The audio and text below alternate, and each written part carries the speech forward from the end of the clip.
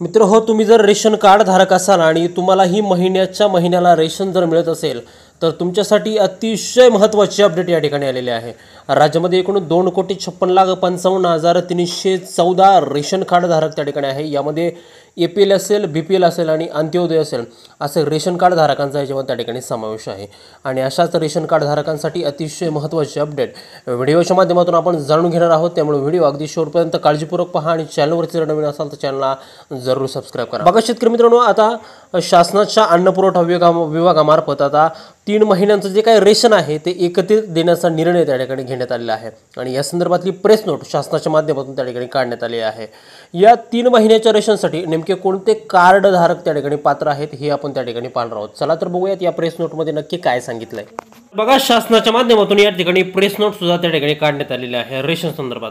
आता यामध्ये आज सांगितलंय की राष्ट्रीय अन्न सुरक्षा अधिनियम 2013 अंतर्गत अन्न, नागरी पुरवठा आणि ग्राहक संरक्षण विभागामार्फत अंत्योदय अन्न योजना व प्राधान्य कुटुंब गटातील लाभार्थ्यांना मोफत अन्नधान्य पुरवठा करण्यात येतो। आगामी पावसाळा आणि परिणामी पूर इत्यादी प्रतिकूल हवामान परिस्थितीमुळे येणाऱ्या अडचणी लक्षात घेता केंद्र शासनाच्या निर्देशानुसार ऑगस्ट 2025 पर्यंतचे अन्नधान्य पात्र लाभार्थ्यांना 30 जून 2025 पर्यंत रास्त भाव दुकानामधून वितरित करण्यात येणार आहे। आता हे अंत्योदय अन्न योजना आणि प्राधान्य कुटुंब गटातील पात्र लाभार्थ्यांना ऑगस्ट 2025 पर्यंतचे अन्नधान्य तातडीनं वितरित करण्याबाबतचे क्षेत्रीय यंत्रणेस त्या ठिकाणी सूचना देण्यात आलेल्या आहे। म्हणजे तुम्हाला आता जे काही रेशन आहे ते त्या ठिकाणी जून, जुलै आणि ऑगस्ट या 3 महिन्याचं रेशन त्या ठिकाणी एकत्रित 30 जूनपर्यंत त्या ठिकाणी आता मिळणार आहे आणि त्यास अनुसरून आता वितरणाच्या दृष्टीने आवश्यक उपाययोजना त्या ठिकाणी करण्यात येणार आहेत।